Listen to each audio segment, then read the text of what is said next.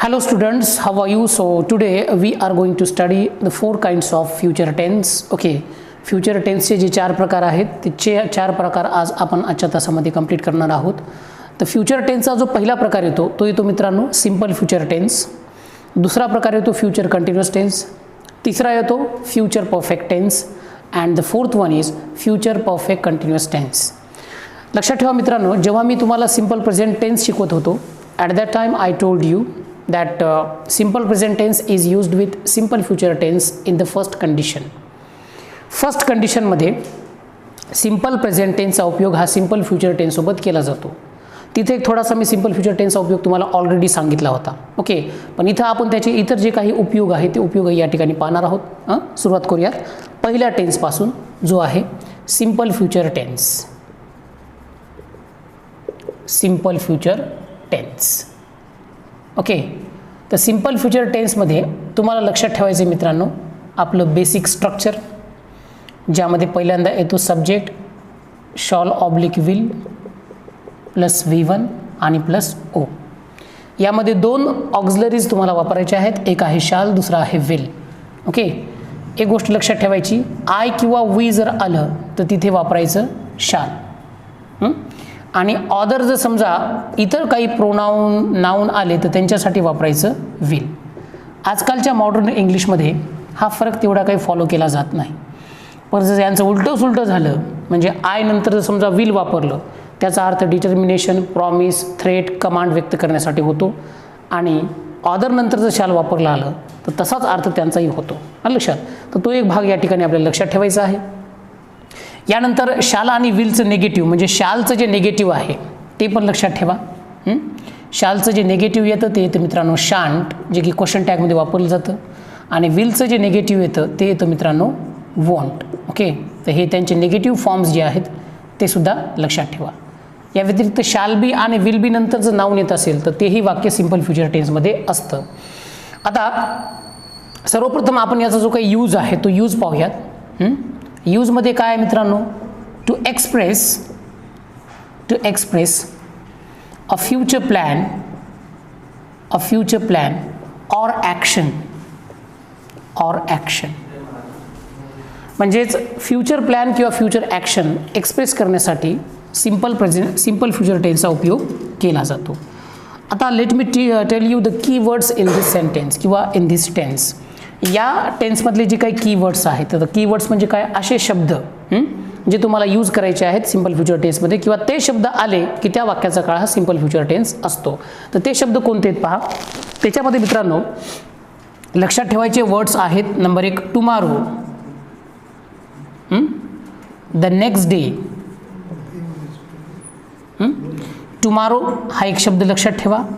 The next day हा एक शब्द लक्षात ठेवा. आलाच द डे आफ्टर टुमारो,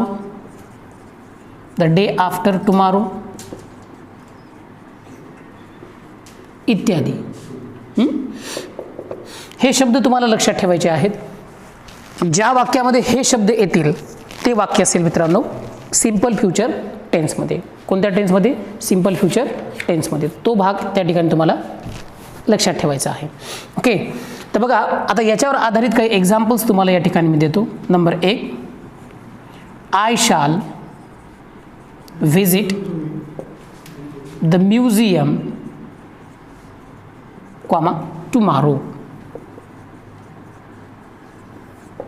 आता ज्या वाक्यामध्ये टुमारो दिसतं पहा, हा शब्द लक्षात ठेवायचा. हा शब्द दिसला की त्या वाक्याचा काळ असतो सिंपल फ्युचर टेन्स. ओके, म्हणजेच I shall visit the museum tomorrow, मी उद्या म्युझियमला भेट देईल. टुमारो आलं सिंपल फ्युचर टेन्स. ओके, दुसरं उदाहरण, the chief minister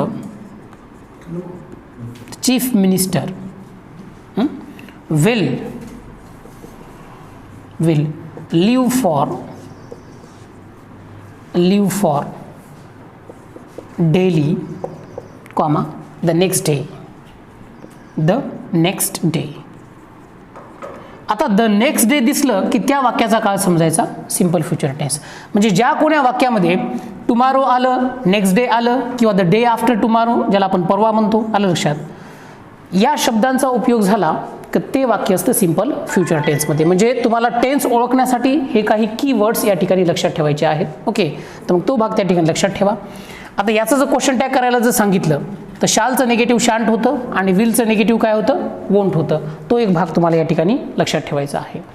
यानंतर second use of simple future tense तो मी तुम्हाला ऑलरेडी दिलेला आहे.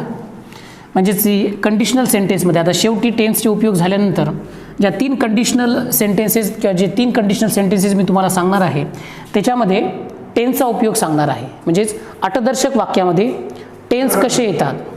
म्हणजे इफच्या वाक्यात सिंपल प्रेझेंट टेन्स असेल तर समोर कोणतं वाक्य येतं, इफच्या वाक्यात सिंपल पास्ट टेन्स असेल तर समोर कोणतं वाक्य येतं, किंवा इफच्या वाक्यामध्ये पास्ट परफेक्ट टेन्स असेल तर समोर कोणतं वाक्य येतं, हे सगळं मी तुम्हाला त्यातून सांगणार आहे. ओके, तर पहा, तर सेकंड यूजमध्ये या टेन्सच्या एक भाग लक्षात ठेवायचा. काही अशी क्रियापदं ज्याच्यामध्ये थिंक येईल, ज्याच्यामध्ये होप येईल, ज्याच्यामध्ये बिलीव्ह येईल. आता जिथं थिंक, बिलीव्ह, होप किंवा सीम इत्यादी शब्द जर समजा आले तर या शब्दानंतर येणारं जे वाक्य असतं ते सर्रासपणे सिंपल फ्युचर टेन्सचं असतं. कोण्या काळाचं असतं, सिंपल फ्युचर टेन्समध्ये. उदाहरणार्थ समजा मी वाक्य असं दिलं, आय थिंक, तर या आय थिंक नंतर येणारा जो काही काळ असतो तो सिंपल फ्युचर टेन्स असतो. I think India will win the test, full stop. आता या वाक्यामध्ये पहा, ट्रिक तुम्हाला मी अशी सांगतो की जर समजा आय थिंक आलं, वाक्याची सुरुवात जर समजा आय थिंक पासून झाली तर त्याच्या समोर जे येणारं वाक्य असतं ते वाक्य असतं सिंपल फ्युचर टेन्समध्ये. आलं लक्षात, तो भाग तिथं लक्षात ठेवायचा आहे. किंवा we believe that he won't cheat us. आता वोंट जे आहे विलचं निगेटिव्ह आहे. आणि लक्षात काय ठेवायचं तुम्हाला की बाबा बिलीव्हने जर वाक्याची सुरुवात झाली, वी बिलीव्ह, तर त्याच्या समोर येणारं जे वाक्य असतं ते सिंपल फ्युचर टेन्समध्ये असतं. काही असे ठराविक शब्द पाठ करून टाका, तुम्हाला एका सेकंदामध्ये कळतं की ते वाक्य कोणत्या टेन्समध्ये आहे. टुमारो आलं, नेक्स्ट डे आलं, डे आफ्टर टुमारो आलं, simple future tense. I think, we believe, I होपने वाक्याची सुरुवात झाली, सिंपल फ्युचर टेन्स. बस एवढे काही शब्द फक्त तुम्हाला पाठ करून टाकायची गरज आहे. ताबडतोब तुम्हाला त्या वाक्यामध्ये आलेला टेन्स तुम्हाला कळतो. या व्यतिरिक्त सिंपल प्रेझेंट टेन्स शिकवत असताना मी तुम्हाला सिंपल फ्युचर टेन्सचा उपयोग तिथेच सांगितला होता. आता तो डबल तर काही जास्त डिटेलमध्ये रिपीट करणार नाही. एक गोष्ट लक्षात ठेवा, जेव्हा इफच्या वाक्यामध्ये सिंपल प्रेझेंट टेन्स असतो तेव्हा त्याच्या समोरच्या वाक्यामध्ये सिंपल फ्युचर टेन्स वापरलेला असतो. याच्यावर परीक्षेमध्ये बऱ्याच वेळेला प्रश्न आलेले आहेत. ओके, आता क्वेश्चन काय आहे पहा. If he beats me, comma, I, रिकामी जागा, take the revenge, REVENGE, full stop. आता या ठिकाणी पहा, ऑप्शन्स देतो तुम्हाला. ऑप्शनमध्ये नंबर 1 आहे वुड, बी मध्ये आहे विल, सी मध्ये आहे शुड, ओके, आणि डी मध्ये आहे वोंट, सॉरी शाल. ओके, आता इथे 4 ऑप्शन्स दिलेले आहेत. ओके, इफ ही बीट्स मी, आता ही हा सब्जेक्ट आहे, बीट्स क्रियापदाचं पहिलं रूप आणि यस प्रत्यय म्हणजे सिंपल प्रेझेंट टेन्स. म्हणजेच काय की इफच्या वाक्यामध्ये इथं सिंपल प्रेझेंट टेन्स आलेला आहे आणि जेव्हा इफच्या वाक्यामध्ये सिंपल प्रेझेंट टेन्स येतो तेव्हा त्या समोरच्या वाक्यामध्ये येणारा जो काही काळ असतो तो सिंपल फ्युचर टेन्स असतो. आता सिंपल फ्युचर टेन्समध्ये तुम्हाला मी सांगितलेलं आहे की आयच्या नंतर आपल्याला शालचा वापर करायचा आहे. ओके, या ठिकाणी पहा, ए मध्ये दिलेला आहे वुड, वुड येत नाही सिंपल फ्युचर टेन्समध्ये. सी मध्ये दिलेला आहे शुड, शुड बी येत नाही सिंपल फ्युचर टेन्समध्ये. राहिला प्रश्न या दोघांमध्ये की विल बरोबर आहे का शाल बरोबर आहे. मी तुम्हाला सांगितलं की आजच्या आधुनिक इंग्लिशनुसार आय नंतर वी नंतर जर तुम्ही विल वापरत असाल तर ते ठीक आहे, ओके आहे. पण तरीसुद्धा काही जण ओल्ड नियम फॉलो करतात, जुना नियम फॉलो करतात आणि त्या जुन्या नियमानुसार आय नंतर शाल येणं गरजेचं आहे आणि म्हणून तिथं आपण आय शाल घेणार. आय शाल टेक द रिव्हेंज, म्हणजे त्याने जर माझा पराभव केला तर मी त्याचा बदला घेईल. या अर्थाने समजा वाक्य जनरल आहे, जास्त काही तेवढं काही म्हणजे असं हिंसक वाक्य नाहीये.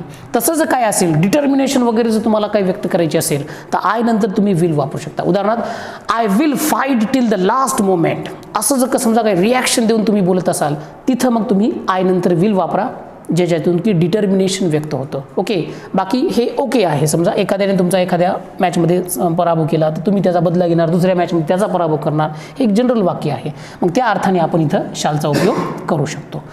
तर हा उपयोग मी तुम्हाला ऑलरेडी सांगितलेला आहे, तरीसुद्धा इथं आता तो टेन्स आला सिम्पल फ्युचर टेन्स म्हणून डबल सांगावं लागत आहे. लक्षात आहे सगळं. चला पुढेही तुम्हाला जेव्हा कंडिशनल सेंटेन्समध्ये टेन्सचा कसा उपयोग केला जातो यावर प्रश्न येईल तेव्हा मी तुम्हाला डबल एकदा सांगेन की बाबा कंडिशनल सेंटेन्समध्ये सिम्पल फ्युचर टेन्स कुठे कशा पद्धतीने वापरला जातो. तर फ्युचर टेन्सचा पहिला प्रकार आपण कंप्लीट केलेला आहे.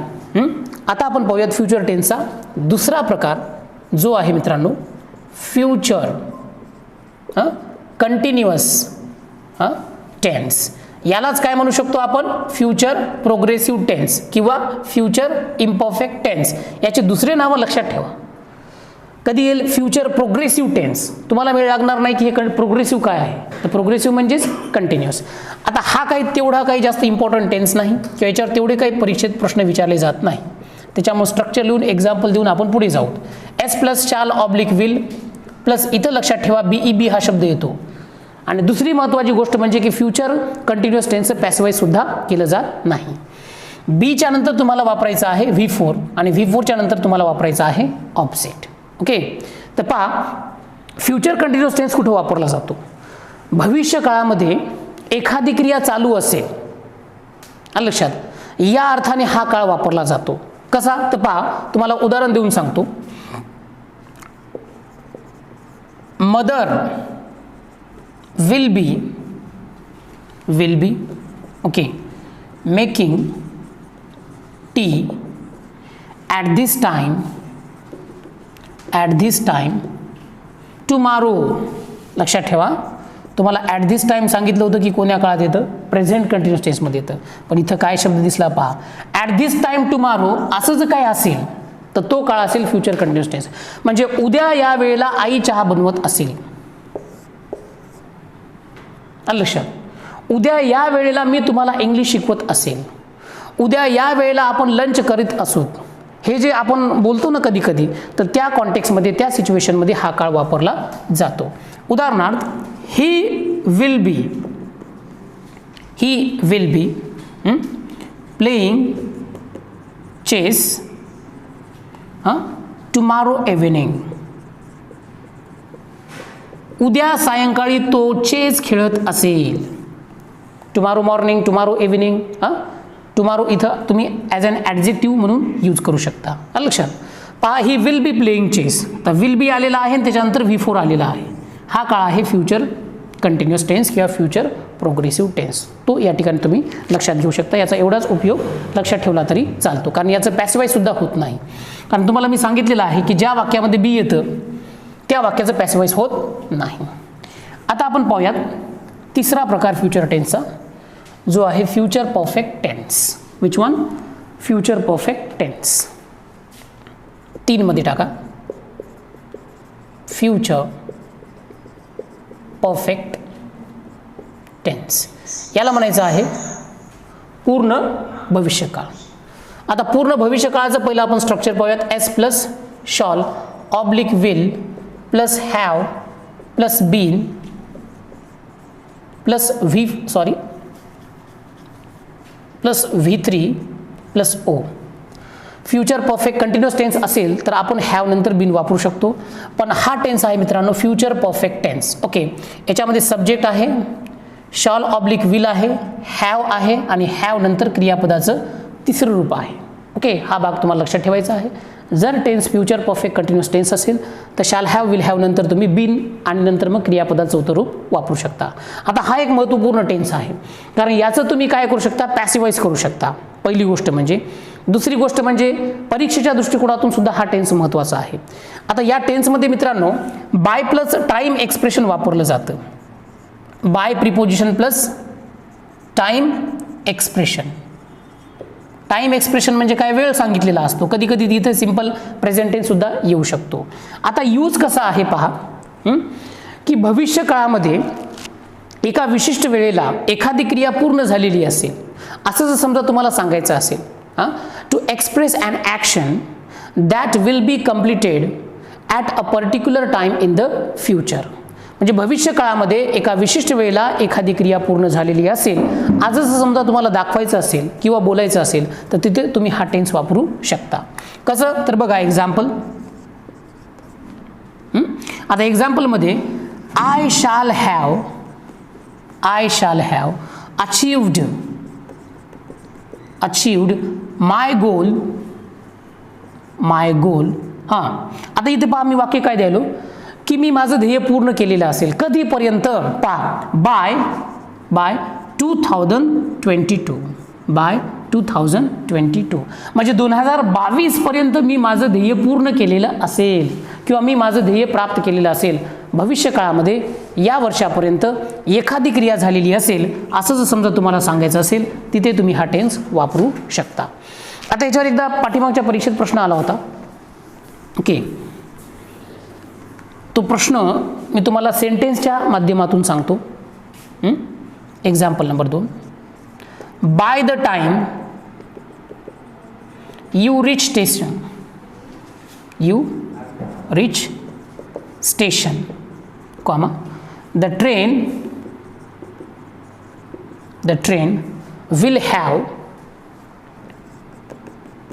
will have left the platform.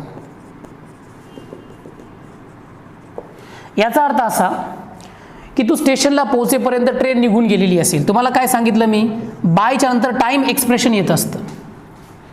By the time you reach the station, इथं सिंपल प्रेझेंट टेन्स वापरलेला आहे. The train will have left the platform म्हणजे तू स्टेशनवर पोहोचेपर्यंत गाडी निघून गेलेली असेल, गाडीने प्लॅटफॉर्म सोडलेला असेल. त्या कॉन्टेक्स्टमध्ये हा टेन्स वापरला जातो.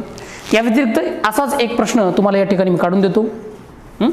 एक्झाममध्ये आलेला जो काही प्रश्न आहे तो प्रश्न आपण या ठिकाणी घेऊयात. लिहा. क्वेश्चन असा आहे, by this time next year, by this time next year, comma he the university degree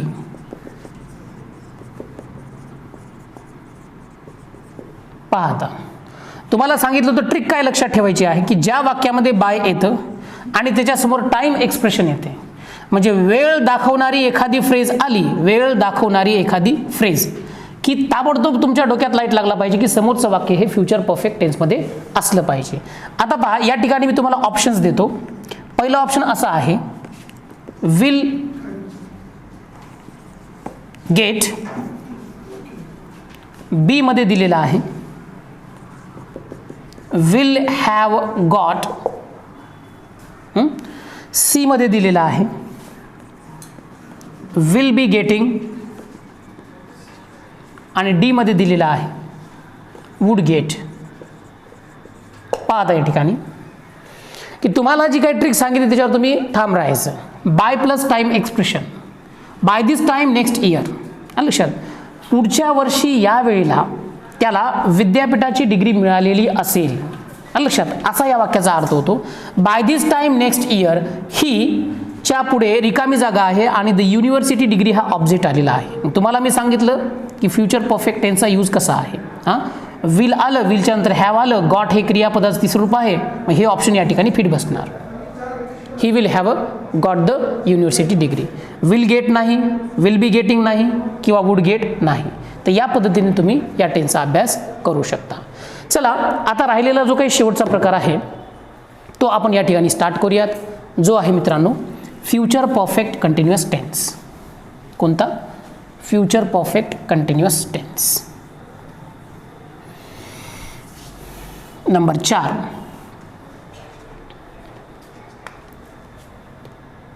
fourth, future perfect continuous tense. याला म्हणायचे मित्रांनो चालू पूर्ण भविष्यकाळ. फ्युचर परफेक्ट प्रोग्रेसिव्ह टेन्स असं सुद्धा तुम्ही त्याला म्हणू शकता. ओके, जिथं कंटिन्युअस आहे तिथं प्रोग्रेसिव्ह शब्द. आता स्ट्रक्चरमध्ये पहिल्यांदा सब्जेक्ट घ्यायचं, शॉल घ्यायचं, विल घ्यायचं, हॅव घ्यायचं, आता घेऊ शकता बीन, त्यानंतर V4, त्यानंतर object. This is the structure of future perfect continuous tense किंवा फ्युचर परफेक्ट प्रोग्रेसिव्ह टेन्स. आता याच्या यूजवर काही तेवढा काही प्रश्न परीक्षेमध्ये विचारला जात नाही, पण याच्यामध्ये सुद्धा बाय ही सेट फ्रेज वापरली जाते, म्हणजे बाय प्लस टाइम एक्सप्रेशन वापरलं जातं. चला याचं एक एक्झाम्पल पाहूयात. दे सब्जेक्ट घेतला, शाल विल पैकी विल. दे विल हॅव, इथे येईल been. They will have been building a huge palace, a huge palace for 2 years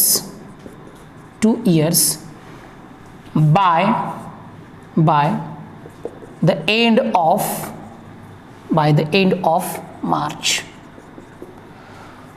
याचा तेवढा काही उपयोग आपण व्यावहारिक जीवनामध्ये करत नाहीत. हा जो टेन्स आहे तो लक्षात, त्याचा फक्त व्याकरणामध्ये किंवा ग्रामरमध्येच उपयोग केला जातो. वाक्याचा अर्थ काय होतो, या मार्चच्या अखेरीस म्हणजे मार्च महिन्याच्या अखेरीस ते लक्षात एक भलं मोठं पॅलेस, एक भला मोठा समजा राजवाडा 2 वर्षापासून बांधत आलेले असतील. लक्षात. तर चालतं मित्रांनो, इथे आपण चौथा प्रकार जो आहे फ्युचर टेन्सचा कंप्लीट केलेला आहे, फ्युचर परफेक्ट कंटिन्युअस टेन्स. त्याचं स्ट्रक्चर आणि एक एक्झाम्पल लक्षात ठेवा. बाकीचा भाग आपण नंतरच्या लेक्चरमध्ये पाहू. ओके, ठीक आहे मित्रांनो, थांबूत या ठिकाणी. बाकीचा भाग नेक्स्ट लेक्चरमध्ये आपण नवीन टॉपिक सुरू करू. Thank you very much.